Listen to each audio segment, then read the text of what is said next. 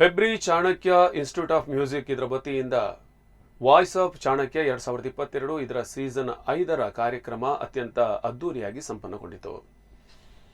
ಗ್ರಾಮೀಣ ಪ್ರತಿಭೆಗಳನ್ನು ಬೆಳಕಿಗೆ ತರುವ ನಿಟ್ಟಿನಲ್ಲಿ ಚಾಣಕ್ಯ ಸಂಸ್ಥೆ ನಿರಂತರವಾಗಿ ಸಂಗೀತ ತರಗತಿಯನ್ನು ನಡೆಸುವುದರ ಜೊತೆ ಗ್ರಾಮೀಣ ಭಾಗದ ಪ್ರತಿಭಾನ್ವಿತರಿಗೆ ಸ್ಪರ್ಧೆಯ ಮೂಲಕ ಅವಕಾಶ ಕಲ್ಪಿಸುತ್ತಿರುವುದು ಶ್ಲಾಘನೀಯ ಎಂದು ಮುನಿಯಾಲು ಉದಯಕೃಷ್ಣಯ್ಯ ಚಾರಿಟೇಬಲ್ ಟ್ರಸ್ಟ್ನ ಅಧ್ಯಕ್ಷ ಉದಯ್ ಶೆಟ್ಟಿ ಮುನಿಯಾಲು ಹೇಳಿದರು.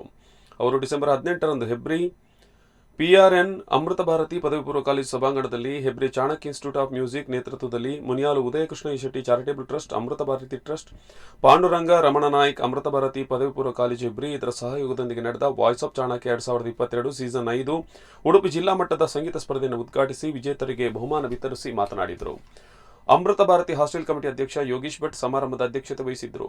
ಬಳಿಕ ಮಾತನಾಡಿದ ಅವರು, ನಿರಂತರ ಪರಿಶ್ರಮ ಮತ್ತು ನಾನೇನಾದರೂ ಸಾಧಿಸಬೇಕು ಎಂಬ ಛಲವಿದ್ದಾಗ ಯಶಸ್ಸು ಕಾಣಲು ಸಾಧ್ಯ ಎಂದರು. ಹೆಬ್ರಿ ಅಮೃತ ಭಾರತಿ ಟ್ರಸ್ಟ್ ಕಾರ್ಯದರ್ಶಿ ಗುರುದಾಸ್ ಶೆಣೈ ಮಾತನಾಡಿದರು. ಶಿಕ್ಷಣವನ್ನು ಮೊಟಕುಗೊಳಿಸಿ 18 ವರ್ಷದ ಬಳಿಕ ಹೆಬ್ರಿಯ ಚಾಣಕ್ಯ ಶಿಕ್ಷಣ ಸಂಸ್ಥೆಗೆ ಸೇರಿ ತರಬೇತಿ ಪಡೆದು SSLCಯಲ್ಲಿ ತೇರ್ಗಡೆ ಹೊಂದಿರುವ ಯಶೋಧ ಶೆಟ್ಟಿ ಅವರನ್ನು ಹಾಗೂ ಸ್ವಾತಂತ್ರ್ಯ ಅಮೃತ ಮಹೋತ್ಸವದ ಅಂಗವಾಗಿ ನಿರಂತರವಾಗಿ ನಡೆಯುತ್ತಿರುವ ಹರ್ದಿನ್ ಜನಗಣಮನ ಕಾರ್ಯಕ್ರಮದ ರೂವಾರಿ ದಿನಕರ ಪ್ರಭು ಅವರನ್ನು ಸನ್ಮಾನಿಸಲಾಯಿತು.